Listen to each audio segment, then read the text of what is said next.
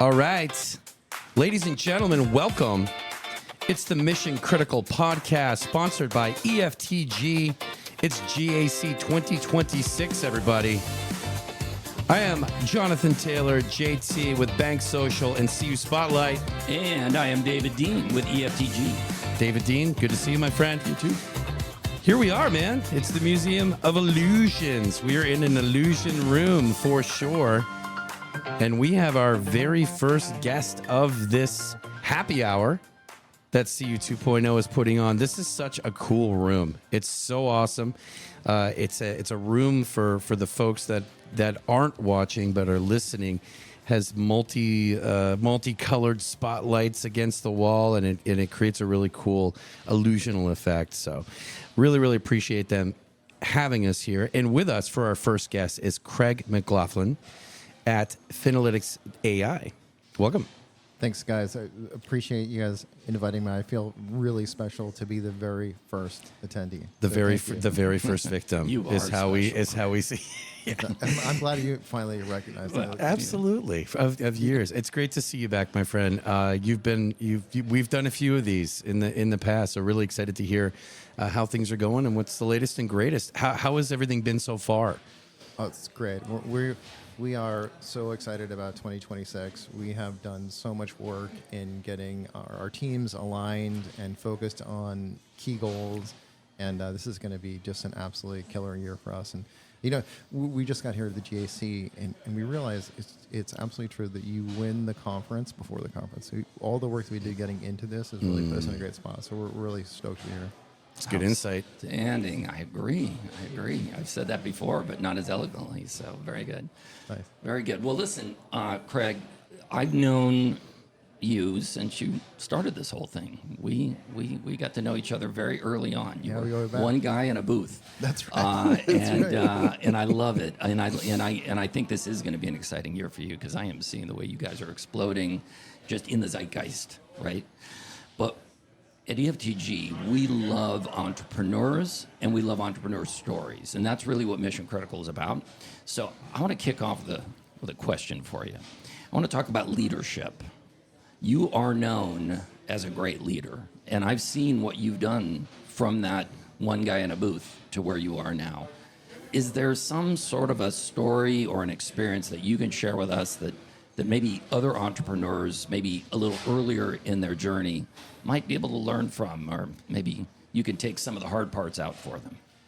You know, there's a guy that I knew that I really looked up to and respected who ran a big company in the Bay Area and sold it for hundreds of millions of dollars. And he described running a business as being dragged through glass on your stomach. And he said, it's just, there are some days that are just going to be hard. And you have to accept that. And don't expect it to be daisies and sunshine every day. You're really going to have to get in there. So that means putting the booth together yourself, right, before the show gets started.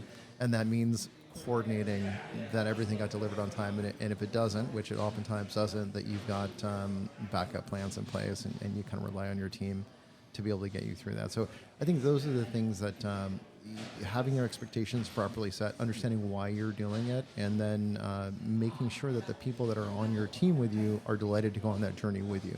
They're the right people. And it's not oftentimes, it's not the skills. I mean, I used to go and hire people and I'd say, I want the very best guy for this skill set. So the best data expert, the best integration expert, or the best customer service person.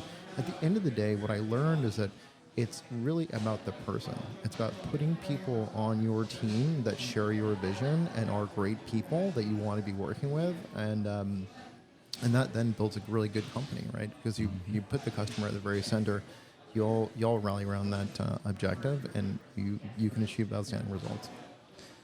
That's amazing. I love that. But now let's get into the kind of tactical side. So you start out, you've got this vision, you want to do something new, something that's not really being done, at least not in the way that you want to get it done. You surround yourself with these really great people that are on board, but you need them to do it exactly the way that you envision it. How do you balance not micromanaging them, giving them agency and the ability to succeed or fail on their own, without compromising that critical early momentum that you have to have for that business? I think it's really hard. The idea of doer, manager, leader is a framework that I think about a lot.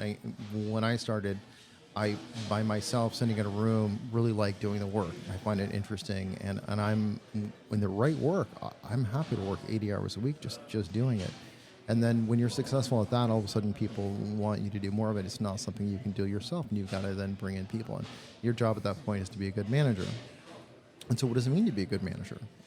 Is it the output? Is it the leadership that you provide that person? And that's a challenge unto itself. Is how do you get really good at not just owning your own deliverables, but managing the deliverables of the team underneath you? And then here's the scary part, and I kind of think in a lot of ways we're at that stage now at Finalytics, is that it's no longer my individual contribution. It's not it's not the work that I'm doing that's going to take us to the next step. It's actually the team of people that need to go deliver on that.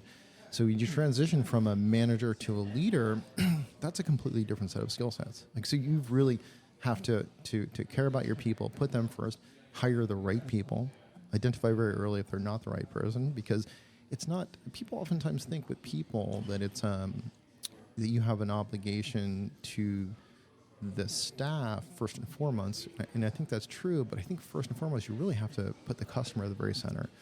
And then based on that, putting the user at the very middle, and then building off that, you if someone's not meeting the expectation, you've got to really put the client first and make sure you're taking care of their need and the deliverable.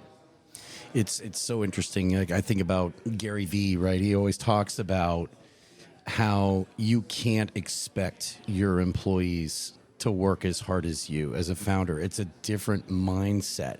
And so the challenge is how do you inspire that passion for somebody to put their version of the level of acceptable work into the pot, right? How do you inspire that? I'm curious your thoughts.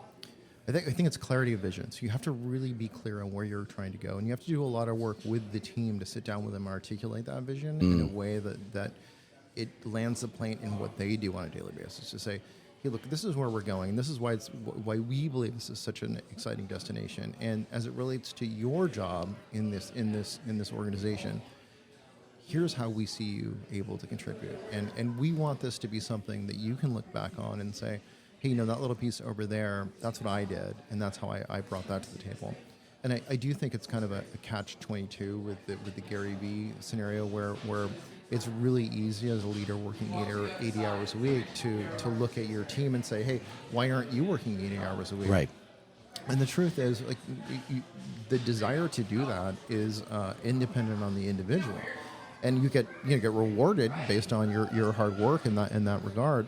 But at the end of the day, your organization can't depend on that, right? Mm-hmm. You've got to find the right person for the right role and put the right framework in place for them to be successful, and then probably depend on your managers to be able to make those calls and say, "Hey, we collectively agreed. We have these core covenants that we set." And I Pat Riley wrote a book once, and he said, "Core covenants are these shared beliefs. We as a basketball team, we have these values. We believe in these things, and this is what we subscribe to.